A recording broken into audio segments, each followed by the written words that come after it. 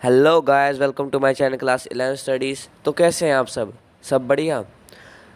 तो शुरू करते हैं, लेट्स स्टार्ट। तो हमारा एक्सरसाइज 1.3 तक तो हो ही गया था। अब हम बढ़ते हैं क्लास 11 की एक्सरसाइज 1.4 की तरफ, जो कि जिसका फर्स्ट क्वेश्चन हमसे कह रहा है कि find the union of each of the following.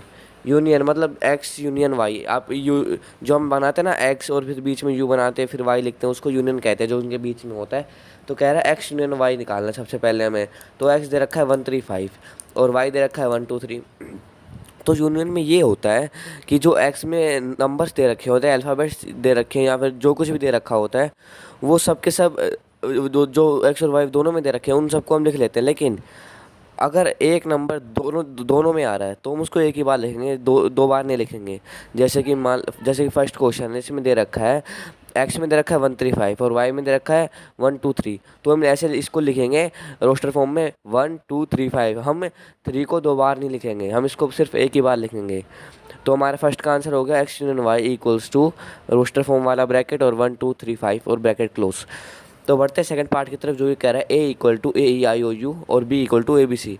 तो इसने कहा इसका यूनियन निकालना, तो इसका यूनियन क्या होगा? A B C E I O U. क्योंकि जैसे मैंने ये बताया कि एक नंबर को हम दो बार नहीं लिखेंगे और जितने नंबर्स होंगे उन सबको लिखेंगे, लेकिन अगर कोई उनमें से कोई नंबर दो बार होगा उसको हम एक ही बार लिखेंगे। तो पढ़ते हैं थर्ड पार्ट की तरफ, जो कि है A equals to X that X is the natural number and multiple of 3 and B equal to X that X is a natural number less than 6। तो हमारा ए जो है वो कह रहा है कि एक्स जो है वो नेचुरल नंबर है और वो 3 का मल्टीपल है। तो क्या हो सकता है? एक तो सबसे पहले 1, फिर 3, फिर 6, 9, 12 एंड सो ऑन एंड तक, इन्फिनाइट तक। फिर और बी कह रहा है कि x that x is a natural number less than 6, मतलब वो भी नेचुरल नंबर है लेकिन 6 से छोटा है। तो वो क्या होंगे? 2, 3, ओ सॉरी 1, 2, 3, 4, 5, यही तो होंगे। तो हम इसको लिखेंगे A union B equals to 1, 2, 3, 4, 5, 6, 9, 12 and so on. अब जैसा कि मैंने कहा था कि वो किसी एक नंबर को दो बार नहीं लिखेंगे, इसलिए हमने सिर्फ 2 को एक बार लिखा, 3 को भी 2 को एक बार लिखा, 3 को एक बार लिखा, ठीक है। तो हम इसका आंसर होगा A union B equals to 1, 2, 3, 4, 5, 6, 9, 12 and so on. तो बढ़ते हैं फोर्थ पार्ट की तरफ, जो कि कह रहा है x is that x is a natural number and 1 is less than x and x is less than 6। मतलब जो इसका फोर्थ पार्ट है वो कह रहा है कि वो नेचुरल नंबर है और वो जो एक्स है वो 1 से बड़ा है और वो 6 से छोटा है। तो वही तो होंगे 2, 3, 4, 5, 6। और बी में 6 6 एक्स से छोटा है और एक्स 10 से छोटा है। तो इसके बीच में वही तो होंगे 7, 8, 9। तो इसका हो गया तो हम इसका लिखेंगे A union B equals to 2, 3, 4, 5, 6, 7, 8, 9, यही तो होंगे। और जैसा कि मैंने आपको बताया था कि हम एक वर्ड को, वैसे इसमें कोई रिपीट नहीं हुआ है। तो बढ़ते हैं फिफ्थ पार्ट की तरफ, जो कि है A equals to 1, 2, 3 and B equals to empty set. जब बी सेट ही एम्प्टी है तो लिखेंगे क्या? ए सेट के ही नंबर्स लिखेंगे ना। तो हो गया 1, 2, 3, हैंड्स प्रूव्ड। एक बार आंसर शीट शो कर देता हूँ, आप सारे आंसर नोट कर लीजिए, फिर हम सेकंड क्वेश्चन की तरफ बढ़ेंगे। तो ये हैं क्वेश्चन नंबर फर्स्ट के सारे आंसर। फर्स्ट तो एक बार रिपीट कर देता हूँ, फर्स्ट का है 1, 2, 3, 5, सेकेंड का A B C E I O U और थर्ड का 1, 2, 3, 4, 5, 6, 9, 12 एंड सो ऑन। ये 3 डॉट का मतलब मैंने आपको बताया था, इसका मतलब वो होता है सो ऑन, इन्फिनाइट तक, एंड तक, जहाँ ये नंबर्स खत्म होंगे वहाँ तक। और फोर्थ का आंसर हो गया 2, 3, 4, 5, 6, 7, 8, 9 और फिफ्थ का 1, 2, 3। तो आप नोट कर लीजिए पॉज करके, हम सेकंड क्वेश्चन की तरफ बढ़ते हैं, ठीक है। तो हमारा सेकंड क्वेश्चन कह रहा है let A equals to A B and B equals to A B C, is A is a subset of B, what is A U B. तो इसमें ये कह रहा है कि ए जो है वो ए बी दे रखा है और बी जो है वो ए बी सी दे रखा है। और हाँ, जैसे कि मैंने आपको बताया था कि सबसेट वो होते हैं जो कि ए के एलिमेंट्स जब बी में प्रेजेंट होते हैं उसको हम सबसेट कहते हैं। देखिए जैसे ए में ए बी दे रखा है और बी में भी ए बी दे रखा है, तो ये सबसेट तो हुआ। लेकिन फिर इसके बाद ये कह रहा है कि इसका ए यूनियन बी क्या होगा। तो इसका ए यूनियन बी क्या होगा? A B C. क्योंकि जैसा कि मैंने आपको बताया था कि हम एक नंबर को हम बार बार नहीं लिख सकते। अगर वो दो बार दे रखा है तो हम उसको एक ही बार लिखेंगे जब हम उसको ए यूनियन बी करेंगे। तो इसी के साथ हमारा ये क्वेश्चन हो गया, इसका आंसर हो गया ए बी सी। तो एक बार आंसर देख लीजिए, फिर हम नेक्स्ट क्वेश्चन की तरफ बढ़ेंगे, थर्ड। तो ये है सेकंड क्वेश्चन का आंसर। सबसे पहले मैंने वही लिखा है, और फिर जो लिखा है ना ए सबसेट बी, आप इसको ऐसे मत लिखना, आप लिखना yes it is, yes A is a subset of B, और नीचे मैंने आंसर लिख दिया A union B is equal to A B C. और जैसा कि मैंने आपको बताया था कि एक नंबर को हम अगर एक नंबर 2 बार दिया हो तो हम उसको एक ही बार लिखेंगे, 2 बार नहीं लिख सकते। तो बढ़ते हैं थर्ड क्वेश्चन की तरफ, आपने राउट डाउन कर लिया होगा। तो हमारा थर्ड क्वेश्चन है, if A and B are two sets such that A is a subset of B, then what is A union B.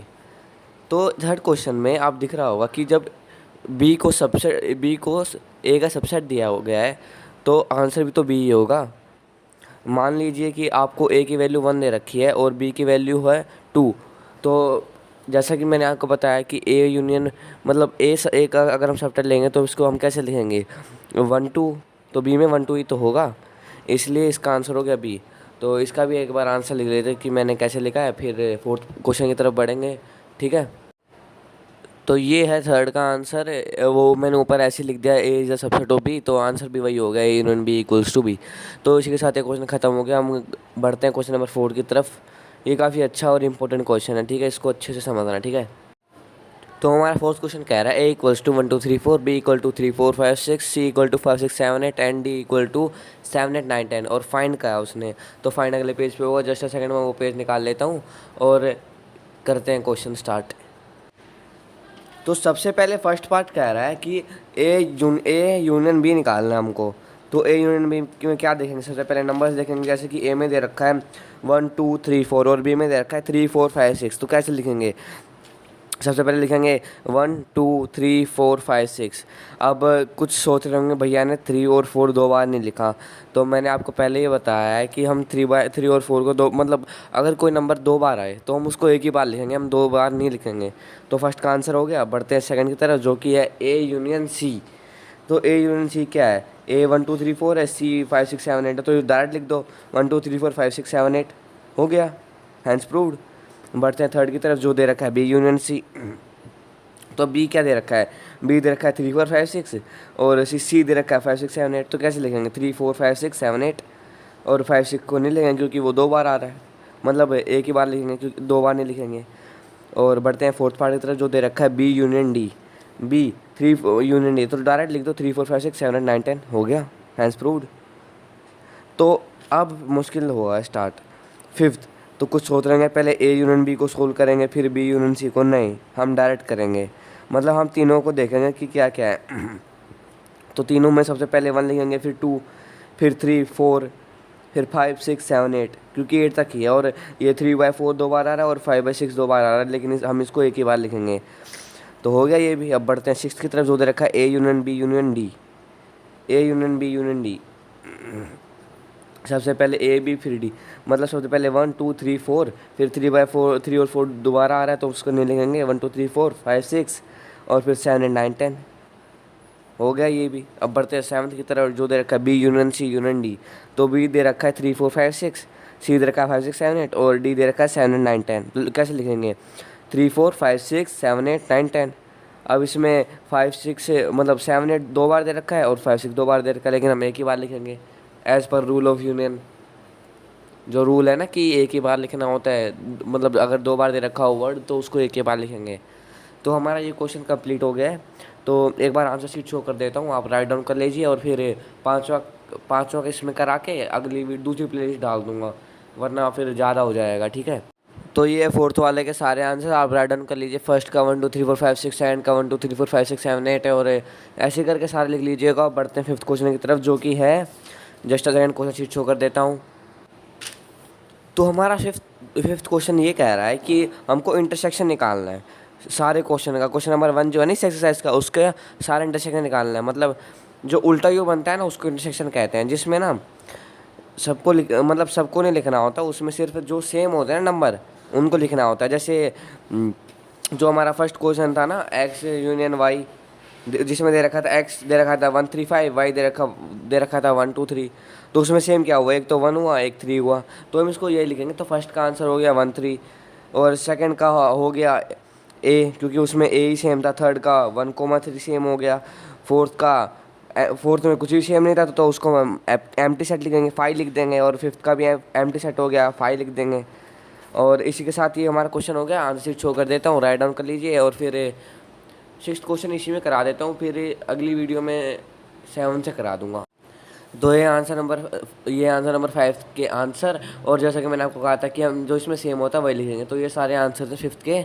आप एक बार क्वेश्चन नंबर 1 अच्छे से पढ़ लीजिएगा, और इंटरसेक्शन में ना वो लिखते हैं जो सेम होता है, ठीक है। और ये आंसर थे। अब 6th करा देता हूँ और फिर 7th अगली वीडियो में, ओके। तो ये हमारा 6th क्वेश्चन, ये भी मतलब डिटो सेम 4th क्वेश्चन की तरह है, बस ये है कि इसमें इंटरसेक्शन निकालना, उसमें यूनियन निकालना था।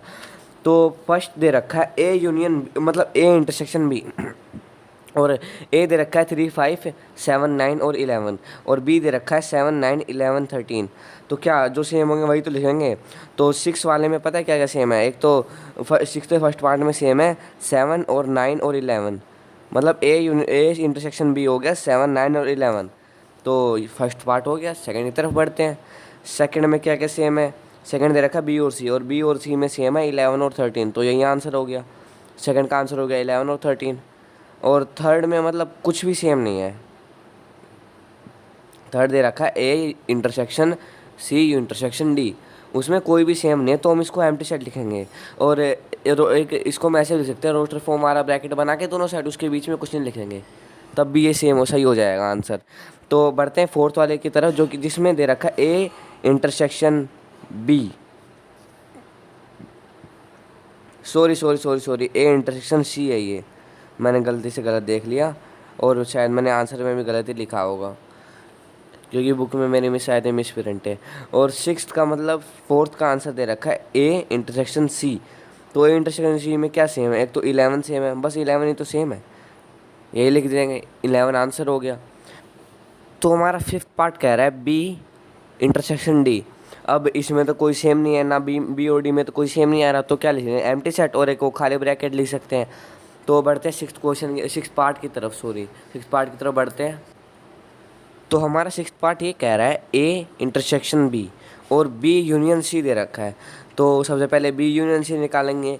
बी में दे रखा है 7, 9, 11, 13, और सी दे रखा है 11, 13, 15। तो जैसा कि मैंने कहा था कि इसमें सब लिखने होते हैं, लेकिन जो नंबर सेम होते हैं ना वही नहीं लिखने होते। तो क्या होगा, एक तो 7, 9, 11, 13 और 15, ये 5 नंबर होंगे। और फिर उसने कहा है ए जो ये निकलेगा इन दोनों का निकालना है। तो ए और जो ये निकला है इसमें क्या सेम है, एक तो 9, एक 11 और एक 7, तो यही आंसर हो गया। तो बढ़ते हैं 7th पार्ट की तरफ, जो दे रखा है ए इंटरसेक्शन डी। अब जब कुछ सेम ही नहीं है तो क्या लिखेंगे, एम्प्टी सेट या फिर खाली ब्रैकेट वो वाला। तो इसका आंसर एम्प्टी सेट हो गया। बढ़ते हैं 8 की तरफ, ये भी सेम है।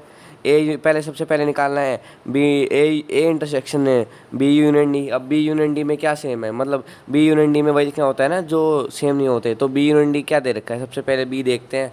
बी में दे रखा है 7, 9, 11, 13 और डी 15, 17। तो क्या लिखेंगे, 7, 9, 11, 13, 15 और 17, यही लिखेंगे ना। तो हमारा बी यूनियन डी हो गया 7, 9, 11, 13, 15 और एक 17। तो बी यूनियन डी तो हो गया। अब निकालना ए इंटरसेक्शन, और जो ये निकला ना बी यूनियन डी, तो इसका इंटरसेक्शन निकालना। तो इसमें इंटरसेक्शन में वही तो लिखते हैं जो सेम होते हैं। तो क्या सेम है, 7, 9 और 11 सेम है। तो हमारा 8th का आंसर हो गया 7, 9 और 11। बढ़ते हैं 9 की तरफ, तो इसमें दे रखा है सबसे पहले निकालना हमको ए इंटरसेक्शन बी, फिर बी यूनियन सी। अब इन दोनों का इंटरसेक्शन निकालना है। तो क्या, सबसे पहले ए इंटरसेक्शन बी दे रखा उसने, तो जैसे आपने फर्स्ट वाला पार्ट किया है ना, तो उसमें क्या था इंटरसेक्शन में 7, 9 और 11। और अब ये कह रहा है बी यूनियन सी निकालना है। तो बी यूनियन सी क्या होगा, 7, 9, 11, 13, 15। अब इन दोनों का इंटरसेक्शन निकालना है, तो क्या होगा 7, 9, 11, 13, हो गया आंसर, यही आंसर हो गया। बढ़ते हैं 10th पार्ट की तरफ। तो 10 दे रखा है A union D intersection B union C. सबसे पहले ए यूनियन डी निकालना है हमको। तो ए यूनियन डी क्या होगा, एक तो हो गया 3, 5, 7, 9, 11, 15, 17। और ए यूनियन डी निकल गया। अब बी यूनियन सी निकालेंगे। बी यूनियन सी क्या होगा, 7, 9, 11, 13 और 15, हो गया। अब इन दोनों का सेम निकालना है। तो क्या सेम है, 7, 9, 11, 15, हो गया आंसर, हैंड्स प्रूव्ड। एक बार आप आंसर देख लीजिए, फिर मतलब ये वीडियो मैं यहीं ख़त्म कर दूंगा क्योंकि 15 मिनट की तो हो ही गई है, या शायद उससे ज़्यादा भी हो सकती है। बस यही ख़त्म कर देता हूँ, एक बार आंसर शो कर देता हूँ, राइट डाउन करके हो जाएगा। तो ये हमारा आंसर नंबर 6 का आंसर है। तो सारे नोट डाउन कर लीजिए, और ये वीडियो मैं यहीं तक रखता हूँ, और अगली प्लेलिस्ट में आपको इसी मतलब चैप्टर 1 वाली प्लेलिस्ट में डाल दूँगा अगली वीडियो। तो इसी के साथ ये क्वेश्चन हो गया। बढ़ते हैं अब अगले पार्ट में मतलब अगली वीडियो में बढ़ेंगे 7th क्वेश्चन की तरफ। Thank you, and please subscribe my channel and watch full videos. And और जो बच्चे मतलब अभी जिन्होंने नया ज्वाइन किया वो पीछे के सारे वीडियोस देख लेंगे, और कमेंट में सारे अपने डाउट्स बता दीजिए, मैं सारा सोल्व कर दूंगा। जैसे एक भाई ने एलिमेंट्स की बुक का पूछा था, वो मैंने सोल्व कर दिया था कि क्या क्या होता है। तो एक बार कर दीजिए चैनल सब्सक्राइब और बेल आइकन ऑल्सो। तो thank you guys and keep supporting me. Thank you for watching this video. Keep supporting me. Please subscribe this channel and do not forget to hit the bell icon.